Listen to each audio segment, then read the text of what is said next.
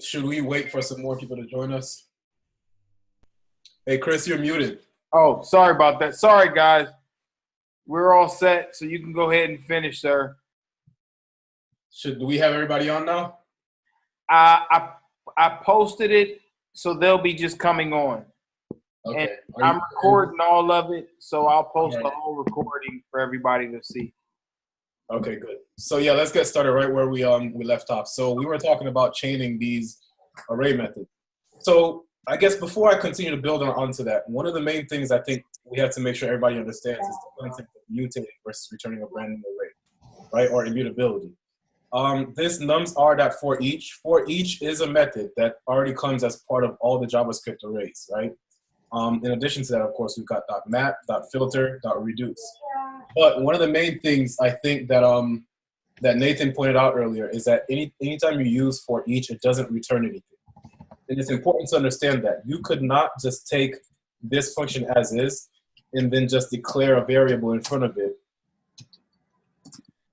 and do this and think that you're going to get a brand new array at the end of what you're doing here. Because for each does not return a brand new array, doesn't return anything. You know, it's just, this might as well be undefined, as a matter of fact. Let me see what you end up getting with me. He must not have the gold star. Real quick. Hey, Courtney, would you be able to mute yourself, please? Thank you. All right, so as you can see right here, there's an error because I'm expecting token for some odd reason. But that reason, my guess is because this doesn't return anything. So new var is not assigned to anything. I'm sorry, guys. This should be larger. There we go. Here, it's undefined. So over here, for each doesn't return anything. It's just something that happens. It's just like running a function in JavaScript, and that function doesn't return anything. So because of that, new var becomes nothing. It's very important to understand this when you compare all the different methods that come with arrays, because you need to know which ones will return something to you and which ones just does something to the array and then you're done with it, you know? And this is a case where this is something that takes your array, does something to it, and then it's done. It just happens within the array, and that's it. In this case right here, .map actually does return something. So you can attach whatever that new thing is it returns to a variable that we've done over here. In this other case, filter actually does return a brand new array as well to you. So you could take nums_r, filter it out. You get a brand new array after filtering it through whatever the callback function is that you passed into here, right? So the callback function we passed is test item. Test item is a function that, of course, takes whatever each item is inside that array, runs it through this logic, tests it for whether or not it's even, and then returns true or false. And that's the expectation of .filter. And then finally, of course, we've got the transformed, which we just started off with the same array that we had, and we decided to run it through reduce. I think somebody's got some. Is that Steven? There we go.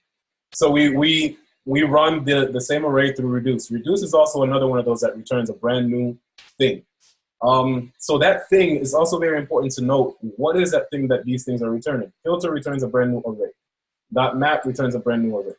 And it's up to you what reduce returns, because you can make it so that reduce returns an array. You can make it so that reduce returns a string, so that reduce returns a number, returns anything that you tell it to. So we start off right here, and whatever you return in here is a data type that's returned by reduce. But one thing's for sure is that reduce will definitely run through every single value in that array, does something to it, whatever it is you tell it to do inside of this logic block here, and return that for you. What I was going into just a while ago is the concept of mapping or chaining. Chaining these methods. The only way that you can chain, or the only kinds of methods that you can chain, the only array methods you could chain are the ones that return an array to you. The reason why you could chain them is because what's happening here, and what's happening here, and what's happening here is that you're taking the array that exists up here, and you're saying, hey, let's take this whole array and map it through this. And so that's why you're able to get what you get at the end of it. And that's the same thing that's happening here, right? We're taking the nums array, which was declared up here. And we're saying, here, let's take this array and filter it through this callback function.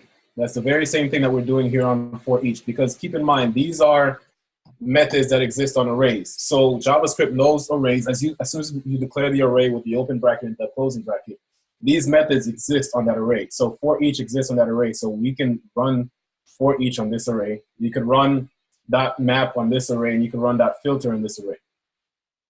You can only chain the functions that return a brand new array. And the reason you could do that is because at the end of a filter right here, so we take this array, and at the end of that, you get another array, a brand new array, right? You get only the even ones. So you end up with 2, 4, 6, 8, and then 10. And that's the array that gets passed into the next chain thing. Because if you're saying, okay, you know what? Filter this. You end up with this right here. Then you chain it and you pass next to it a reduce. You're running reduce on what was returned from that previous method right here. And I hope I'm not confusing you guys too much. So let me go back and bring this right back to how we had it before. I'm going to take the nums array. This is where declaring variables comes in and helps to make things a whole lot more easier for you when you're coding. Because if you declare the array or whatever it is you want to work with ahead of time, then you can just bring in the name that you've given to it and do the thing to it that you want to do. So this nums array replace, sorry. So yeah, this is what we have here. We didn't run the nums array through a map. We ran words array through a map. So I'm gonna, down here, what I'm gonna do is I'm gonna run the nums array through a map. And I'm gonna map it to first add 2, right? So I'm gonna say nums array, let me push the reduce down some. Nums array dot map. For every single item in this array, add 2 to it. So that function we already declared up there. So now add 2 becomes a callback function. So at the end of this, right, it runs through each item and it adds 2 to every single item. And you end up with a brand new array attached to transform. So transform now becomes a brand new array with everything that was already initially in here, but at plus 2. And then you could take that same array and add yet another array method to it. So we're gonna filter and keep only the ones that are even. So we're gonna run it through the test item function that keeps all the even ones. So at the end of this, we've done 2 things, right? We've taken that same array, we've mapped it and done something to every single item in there. And what is that thing? That's where we're adding 2. We're taking every single number, we're saying plus 2. So we end up with a brand new array that has 1 plus 2, 2 plus 2, 3 plus 2, so on and so forth.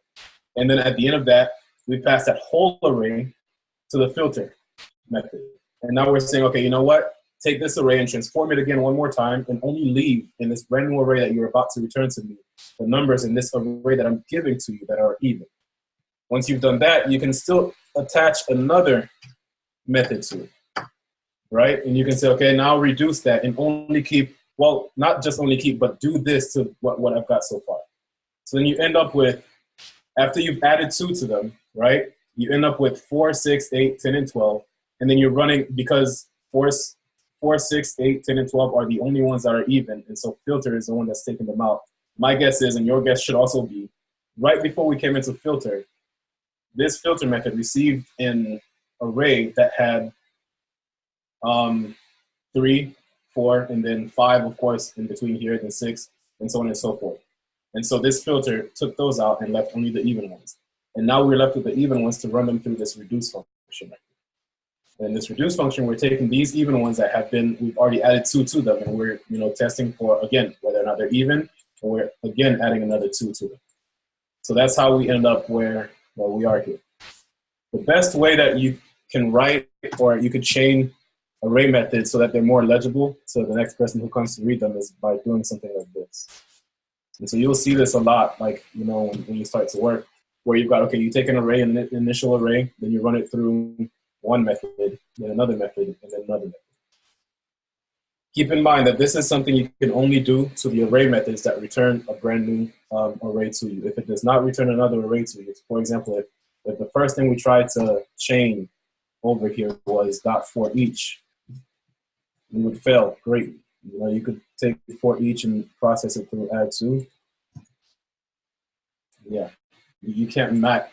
It's saying you can't really map undefined because for each doesn't return anything. So as soon as you go to try to map whatever you get out of for each, you fail. It just doesn't work. You have to make sure that you only do this with the ones that return a brand new array. So this is something that you can actually get from JavaScript's JavaScript's documentation. Which array methods return a brand new one and which ones don't, you know? So that you know exactly, well, what's happening when I'm calling this thing and what's happening when I'm calling this other thing. This becomes very useful for the very specific reason that Nathan talked about earlier, where, you know, if you're running .map instead of .for each, then you get the array at the end of running all of your logic, and then you could use that brand new array to update the data that the person is seeing instead of running .for each, which ends up updating what they're seeing live, like as it happens, and that could be very disruptive to the user. And there's also many other reasons why you would, you know, want to keep a brand new array, or there's some other reasons why you would want to just, you know, conduct whatever logic that you're doing on the existing array and not need a brand new one. So there's a place for each and every single one of these. You just have to make sure that you know them well enough so that you can add them to your toolbox. That being said, I think so far we've reached very far into, you know what, actually we do have another example, another reduced example that I could bring in for you guys. Let me do this.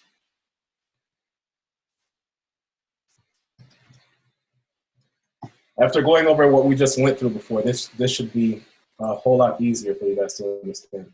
So before I go into this, one thing that I'll go ahead and talk about is that every single one of these arrays, these array methods come with some predefined arguments that they pass into whatever the callback function is that you give to it.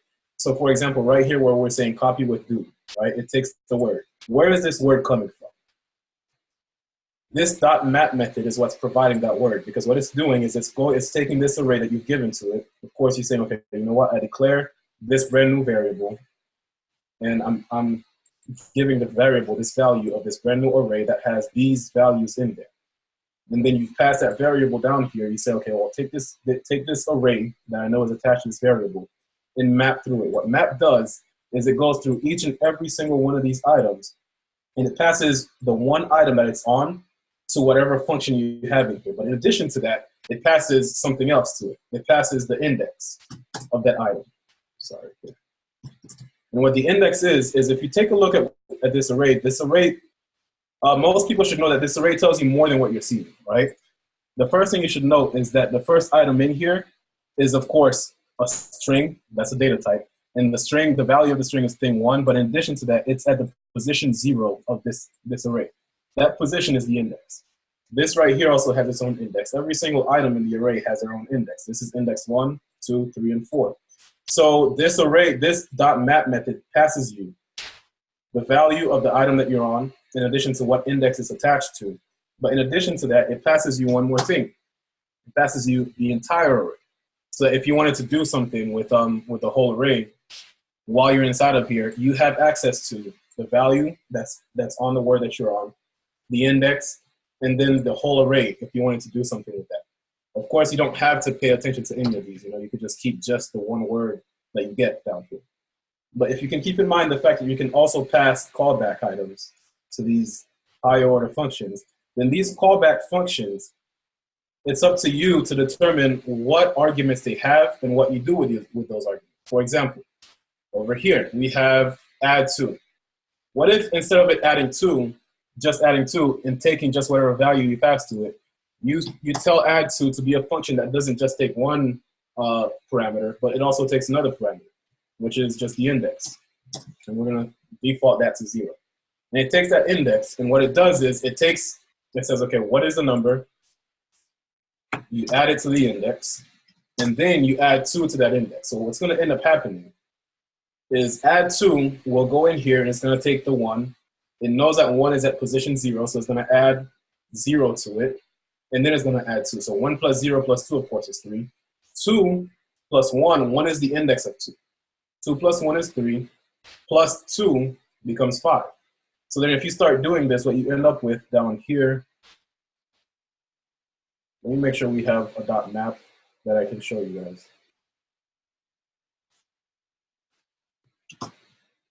This is it right here.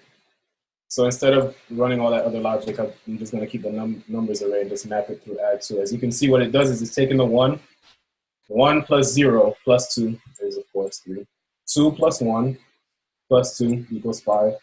And then the next item was going to be 3. 3 plus 2, which is 5, plus 2 equals 7. So this is what I'm saying, right? Map passes you more than just the current value that you're on. It passes you as much information that it has about the value. It knows that the value is a string. It knows whatever the value is, it passes that to you. But in addition to that, it passes you whatever the index is that you're on. This is important for where we're at right here with the next thing that we're about to do. Let me cancel this out really quick. So this last reduce that I brought into here, as you can see, we have, instead of the last time we did reduce, we just cared about the first 2 arguments. But over here we have 3, right? It's up to us what we name them, but reduce treats them all the same way. So we've named this total, but it's still the accumulator, right? It's still the result of what you've done with the previous items that you've gone through with this whole reducing function. I hope I'm not confusing you guys too much. Can I get just a little bit of feedback from people in the chat so I know that you guys are still with me?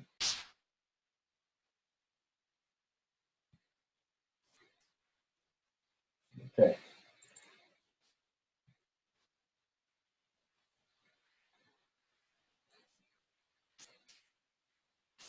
All right, so let's continue. So we could name, of course, the accumulator value over here anything. Over here, for example, I named it ACC. Over here is being named total. And then you can also name the next argument anything. So over here was just the current item that you're on, but in this case, we've named it word. And then, so this is what reduce does, right? Reduce passes you these 2 as your first 2 arguments. It passes you what you've got so far, what you're on right now. So for example, if we've got this whole array and we start with nothing, so right here we'll start with just a blank empty string. So it'll pass you, as soon as you get on here, as soon as you get started, it passes you what you've got so far. So the total is just an empty string. What are you on so far right now? What you're on right now is this. That's what it is. In addition to these 2, it also passes you the index. The index is just the same thing as what we talked about before. It's just what is the current index of this item. And then once you get here, what is the index of this item? We all know. You know that arrays are 0 index. So the very first item over here is 0. That's the index of this. And then you've got 1, 2, 3, 4, 5. If somebody tells you that you've got, you know, the last item in this array ends at index number 5, it doesn't mean you have 5 items in the array. It means you've got 6 items because index items, the arrays are indexed at 0. So 0 is, of course, yet another thing to account for. Reduce also passes another value to you, which is a whole array over here. So that's the same thing that all these other array methods do to you, so do for you. So reduce passes you 4 instead of just 3. And it's up to you if you want to pay attention to them. So for example, we could have just completely ignored index. But in our case here, this logic actually makes use of the index, which is why we've gone ahead and declared it up here. So what we're doing here is we're going to check to see if it's the last word and don't include a space if it is the last word. So we start off with an empty string, right? And we're saying, okay, we're going to add what we've got so far, which is that empty string. We start off with this, right? We're going to add what we've got so far. And we're going to add what we're on right now, which is this. So empty string plus this. That's what we're doing over here. And the only time that we're doing this, like this, is if we're at the very end of the array. Otherwise, so there's a whole test right here. Otherwise, we're going to end up doing this right here, which is we're going to add an empty space next to it. This is important if you want to build a sentence. You know, so this is one of those cases where I'm telling you, you can use reduce to return anything to you. You're giving reduce an array. Reduce, of course, is something that's attached to arrays. And in the case down here, we turn that array from an array into an object. But over here, we're turning it from an array into a sentence, which is just a string. It's considered a string in JavaScript. So the very first thing we do is we test to see, okay, you know what, are we at the very last word? And the way that we do that is we take the index and we say, okay, you know, is the index equal to the whole length of this minus 1? The reason we have to do minus 1 is because the whole array is 0 indexed. So the length might be 6, but the index is going to be 5 for the last item. So the length might be 6. So 1, 2, 3, 4, 5, 6. We've got 6 items, but the index of the last item is 5. So if we're going to test to see, is the index 5? Of course, to get to know, you know, because we don't always know what the length is just off the top of our heads. So we're going to take the entire array, get the length of it, which is 6, minus 1, which should give us the index of the last item. If we're on the last item, just return this without adding a space next to it. Otherwise, yeah, return what we've got so far, which is which at this point, for example, it'll be this is plus a space, and that's how you build a sentence. So I'm going to go ahead and log that for us.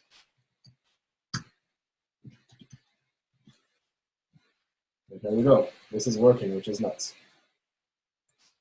And so what it does is it takes every single item in here, it adds a space to it, and it returns that. One cool thing we could do, so I'm just going to shoot one last thing here, and that's going to be it for me, and you guys can just take over here. Instead of doing this reduce, there's also one more function that's attached to arrays, one more method that's attached to arrays. It's called join, right? So if you've got this array of words, you can actually take that array and say, okay, well, let's take words and join every single thing in there. And in between each thing, we're going to put a space. And so it does the same thing. This is working, which is nice. So this kind of replaces everything we've done here. But this, knowing how to do this is, of course, very important. One main thing that you have to understand, though, is that what's happening here, since I'm running words that join, we know that words that join does this. It returns a brand new thing, a brand new string by joining everything in the array with whatever you have in between it. You can put anything here. So it joins them and it puts whatever you put inside of here in between each thing. And I think that's it for me, guys. This is the last thing, I think. I don't want to throw too much at you, but that's it for me. I really appreciate you guys inviting me onto this, but I'm going to stick around for whatever questions you guys have.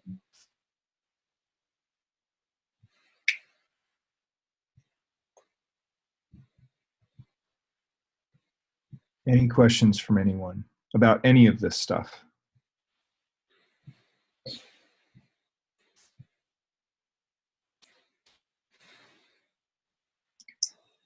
think that point at the end about the .join method is really important. A lot of you will be doing code challenges either currently or in the very near future. And a lot of times, a very popular topic for code challenges is manipulation of strings, among many other topics. And sometimes they'll give you something and they'll say, reverse this. And .join is a really easy way. If you have a bunch of words, it's a very easy way to split. You can use another method, which we haven't talked about. It's called .split. You should Google a bit, look up split, the split array method. It'll take anyone here about 10 seconds to read the MDN docs on it. But you can split, you can reverse, and then using that join method, you can easily join them back together with a space in between, and it makes it so much easier than doing it all manually. Way easier.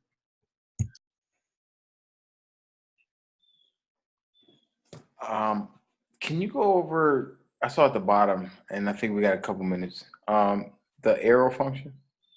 Yes, I didn't go over that. Let me share my screen. So one of the two things that you guys will see that we've used here is this kind of syntax for declaring a function. Can you guys see my screen? Yes. Okay, so for declaring a function, this is very, very, very, very popular. You just type in the word or the keyword function, do thing. So you've declared a function right here, do thing, which takes whatever argument that you want to pass to it. So you can, say, okay, let's say the argument you want to pass to it is a number. You give it a default of 0. By the way, I would like for everybody here to kind of start to get used to the concept of giving the arguments you pass to your functions a default value, because that is something that can save you a lot of headaches in the future, because we could easily write this like this, right? Do a thing, takes a number, and then you can continue to finish writing your function, and when you're finished, everything will work perfectly fine. But if you give it a default value, functions are meant to be used, of course, in the wild outside of your presence. So you're not going to always be there to see what's happening with that function, what's being passed into that function, whether or not that thing meets what your function's criteria is to do with it.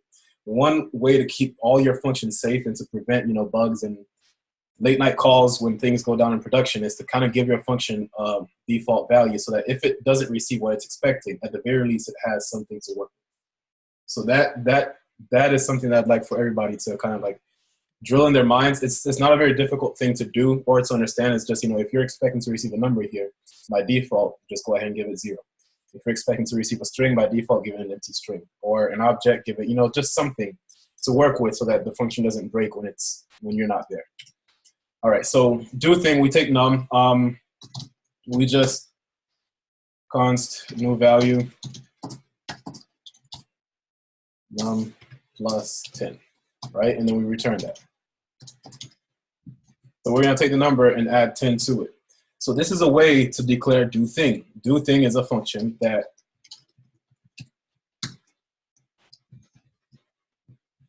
you give it 5, it's going to take 5, it's going to add 10 to it, and you get 15 over here. This is a way to declare that. This is a way to make that function exist. That's what I'm saying. We made that exist. Another way to make it exist is by using something called a fat arrow function. The biggest difference between the way that you're making do thing over here and the way I'm going to do it down here, the other thing, is that this is going to be using a fat arrow, something called a fat arrow function, or you might hear it called a lambda function. So it does the same thing, right? It just, you kind of split this up where you say, okay, where do I put the arguments here? You open up a parentheses, give it a number, a default value, and then what happens here is instead of immediately opening and declaring like the squiggly bracket, you do what's called a fat arrow, which is this, equals with this next to it. And you put all your logic in here. They could be the same logic that you have in here. And these functions work the same way. So we don't have that much of a difference between these two functions. They're just two different functions that are declared differently. But there are some differences. And these differences are differences that count all the way up until like you get into an interview for a job. They're going to ask you, what is different about a function that is declared this way versus a function that is declared this way? One thing, and I don't want to get too deep into this because, of course, you're going to be learning JavaScript. And this is kind of, I'll say, like intermediate level territory. There is something called the this, right? This is something that refers to, it's the easiest way I could say it. This refers to your scope, right? So in the scope of this function right here, inside of here, I can say this dot other value is equal to new value plus 10. So what I've done here is I've said to myself, and instead I can return this dot other value. And then over here I can do thing.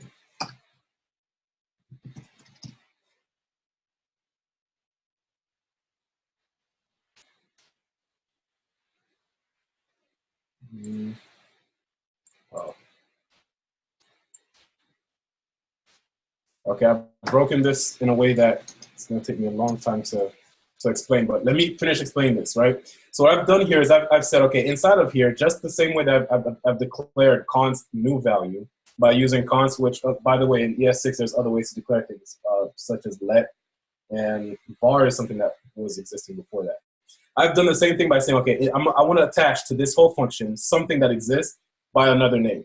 And over here it's called that other value. I need to find out exactly how to do this so that you guys, I'm not teaching you guys like stupid stuff. But this is not something that exists that will work inside of something like this. And the reason that is because this right here can and usually does stay within the scope of this function right here. Whereas if you use that same syntax inside of a function like this, it's going to end up jumping outside of the function and being encapsulated by whatever the scope is outside of that. I'm not sure if you guys understand that, or I'm not sure if I've explained that clearly well enough. Do you guys have any questions about that? That, I think, is the biggest thing that you want to know about what's different about the fat arrow functions versus these ES5 functions, is that the reference to this is scoped inside of a fat arrow function outside of the function, right? When you're inside of a fat arrow function, the reference to this, it doesn't exist inside of it. Whereas the reference to this inside of a regular function or an ES5 function does stay within the scope of that function. And that is probably the only difference that matters between these two kinds of functions. Because if you want to use, this fat arrow function everywhere, feel free to do that. But anytime that you need a reference to this, for some reason, it just doesn't work inside of here. It was built not to work in there. Another cool thing you could do, which I don't think you can do with these type of functions, is you can declare, so in order to do this though, you wouldn't be able to have a default value. You can declare this function without the parentheses, like this. And it still takes the number, and it still does what you want to happen to it. So I'm just gonna throw something out there really quickly. It's okay if you don't understand it, don't get too confused. At some point you're gonna be introduced to it, but curry functions. This is something I like to do a lot.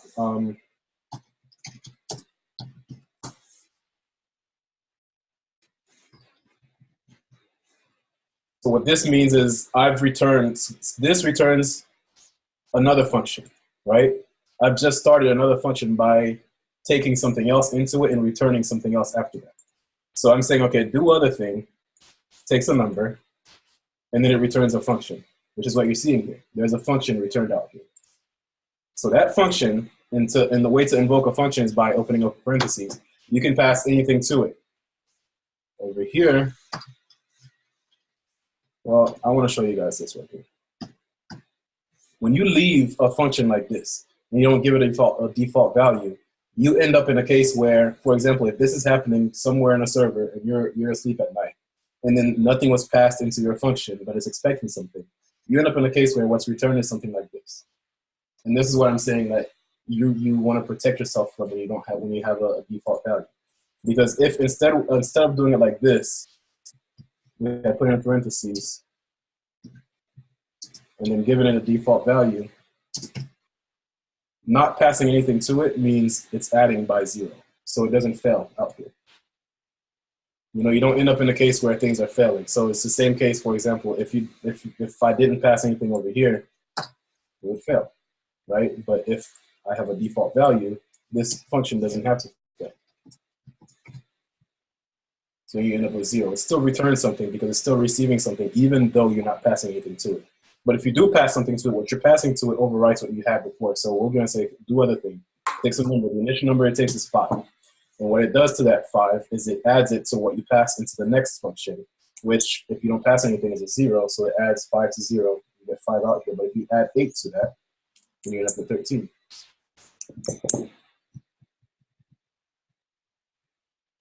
I think I hope that's a good enough explanation of this part. No, that was perfect. Thank you. Okay. So we have about 5 minutes left. If anybody has any questions, it'd be a good time to throw those in there. I don't want to keep these gentlemen too much longer.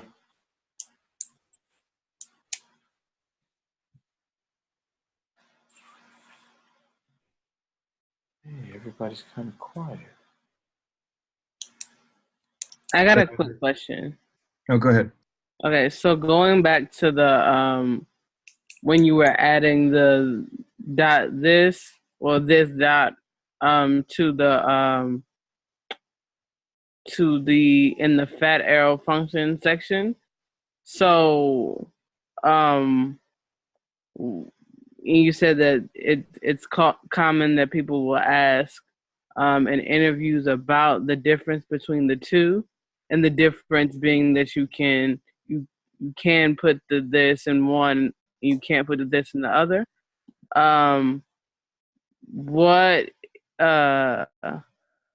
So then what is the benefit of, I guess, in ES6 of having that streamline part but taking that out?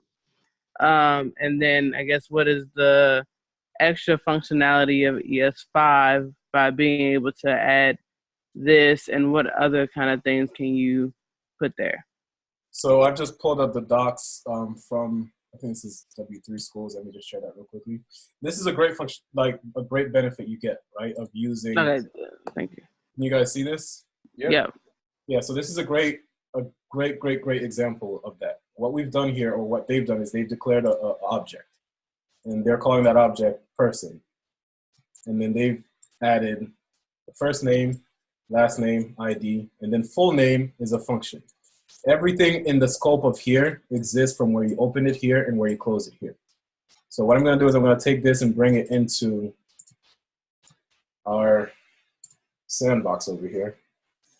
Let me comment out everything that's logging.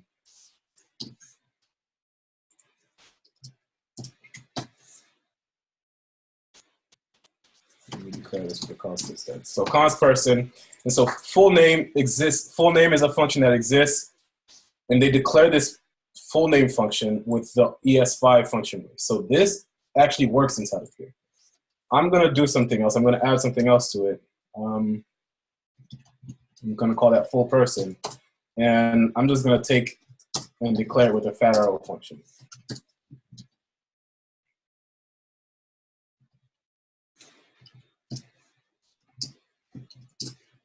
I'm going to try to do the same thing that they're doing in here.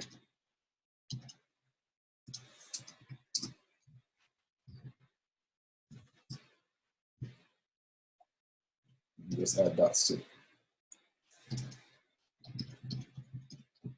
So now we're going to log person, that full name, and run that. That should give you John Doe, right? So it takes the first name, the first name and the last name, and it returns that to you. If instead of doing this, you try to run this right here, let's see what happens.